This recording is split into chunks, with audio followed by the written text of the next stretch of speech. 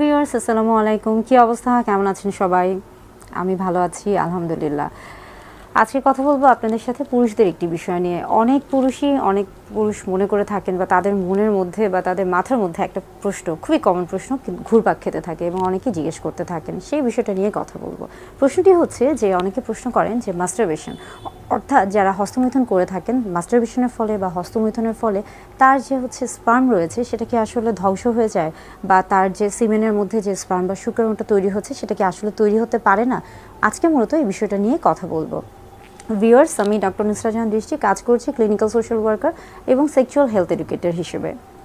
পুরুষদের ক্ষেত্রে এই বিষয়টি সম্পর্কে জানতে হলে আগে বুঝতে হবে যে আসলে পুরুষদের মধ্যে যে প্রশ্নগুলো কাজ করে সেগুলো হচ্ছে যে হস্তমৈথুন দিনে কতবার করা যায়, কিংবা আসলে হস্তমৈথুন করা ভালো কি খারাপ, এবং করলেও সেটা কতটুকু করা উচিত বা কিভাবে করা উচিত, কিংবা হস্তমৈথুনের সাথে তার শারীরিক যে সম্পর্কটা রয়েছে বা তার যে যৌন জীবন রয়েছে এটা আসলে সম্পৃক্ত কিনা, কিংবা যিনি হস্তমৈথুনে অভ্যস্ত হয়ে পড়েছেন তিনি তার স্ত্রীকে আসলে যৌন তৃপ্তি দিতে পারবেন কিনা, কিংবা পরবর্তীতে তিনি বাচ্চা জন্মগ্রহণ করতে পারবেন কিনা বা বাচ্চা জন্মদানে তিনি সহায়ক ভূমিকা পালন করতে পারবেন কিনা, এই বিষয়গুলোই আসলে একজন পুরুষের মাথার মধ্যে মনের মধ্যে ঘুরপাক খেতে থাকে।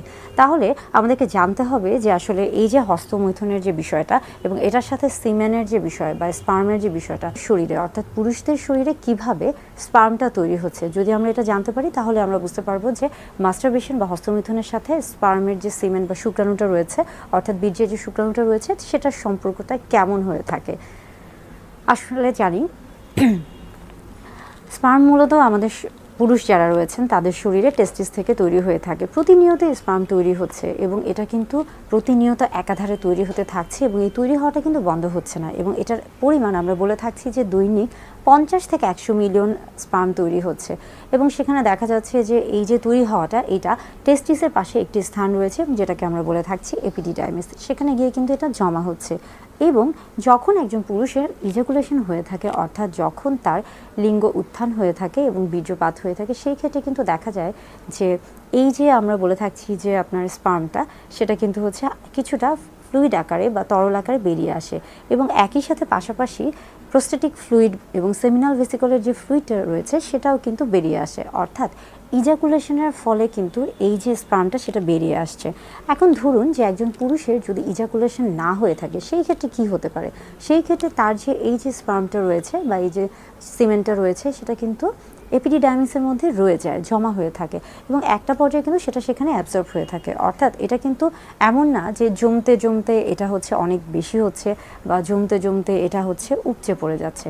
তো বিষয়টা হলো যে আসলে যাদের শরীরে বা পুরুষদের যাদের স্বাভাবিকভাবেই যাদের শরীরে এভাবে সিমেন স্পার্ম তৈরি হচ্ছে, তাদের ক্ষেত্রে কিন্তু এই যে এটা ইজাকুলেশনের মাধ্যমে ফ্লুইড আকারে বের হয়ে আসছে, অথবা এটা যাদের ক্ষেত্রে ইজাকুলেশনের মাধ্যমে বের হয়ে আসছে না তাদের ক্ষেত্রে কিন্তু এটা নিজে থেকে অ্যাবজর্ব হয়ে যাচ্ছে, অর্থাৎ যেখানে জমা হচ্ছে সেখানে এটা অ্যাবজর্ব হয়ে যাচ্ছে। এখন আসি যে তাহলে এই যে জমা হচ্ছে এটা কিভাবে আসলে কাজে দিচ্ছে, বা আসলে এটা কাজটা কিভাবে হচ্ছে। একটা গবেষণা দেখা গেছে 2005 সালে, সেখানে গবেষণা করা হয় যে এক দম্পতির মধ্যে যদি একজন পুরুষ একদিন সহবাস থেকে বিরত থাকে, কিংবা যদি তিনি 2 দিন সহবাস থেকে বিরত থাকে, অথবা 3 থেকে 5 দিন, অথবা 8 থেকে 10 দিন, কিংবা 12 থেকে 14 দিন, এইভাবে আসলে একজন পুরুষকে সহবাস থেকে বিরত রাখা হয়েছিল। এবং সেখানে দেখা গিয়েছিল যে যারা আসলে যত কম দিন, মূলত আমরা বলে থাকছি যে 3 থেকে 5 দিন পর্যন্ত, অন্তত 3 থেকে 5 দিন পর্যন্ত যারা সহবাস থেকে বিরত থেকেছিলেন, তাদের আসলে স্পার্মের যে গুণগত মান রয়েছে বা পরিমাণগত মান রয়েছে সেটা আসলে সবচেয়ে ভালো ছিল। এবং যারা আসলে অনেক দিন ধরে সহবাস থেকে বিরত ছিল, যেমন ধরুন যে 10 থেকে 14 দিন কিংবা তারও বেশি, তাদের ক্ষেত্রে কিন্তু দেখা গেছে যে হ্যাঁ, সিমেনের সংখ্যাটা বেড়েছে, অর্থাৎ সিমেনের সংখ্যা, অর্থাৎ আমরা বলছি যে বীর্যের হয়তোবা সংখ্যাটা বেড়েছে, পরিমাণটা বেড়েছে, কিন্তু তাদের যে আমরা বলে থাকি যে গুণগত মান বা কোয়ালিটি, হ্যাঁ, সেটা কিন্তু কমে গিয়েছে। অর্থাৎ স্পার্মের ক্ষেত্রে আমরা বলে থাকছি যে মোটিলিটি, মরফোলজি, এগুলো সব কিছুর মানই কিন্তু কমে যায়।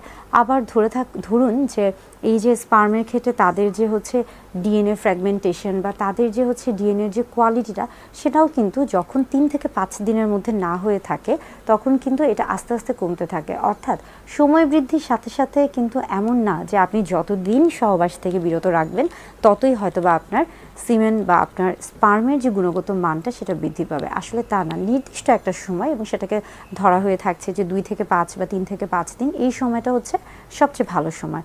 আরেকটা বিষয় হচ্ছে যে তাহলে মাস্টারবেশন কি আসলেই হচ্ছে স্পার্মকে ধ্বংস করে?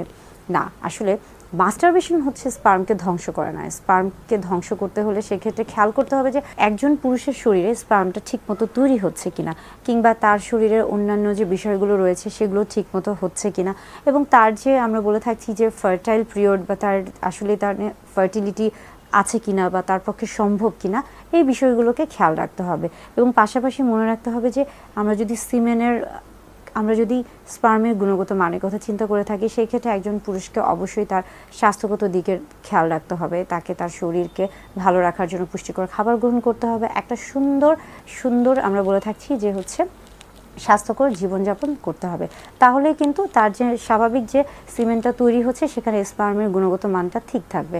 আর মাস্টারবেশনের ক্ষেত্রে হচ্ছে যে আপনার স্পার্মের আসলে গুণগত মান মাস্টারবেশনের সাথে কখনোই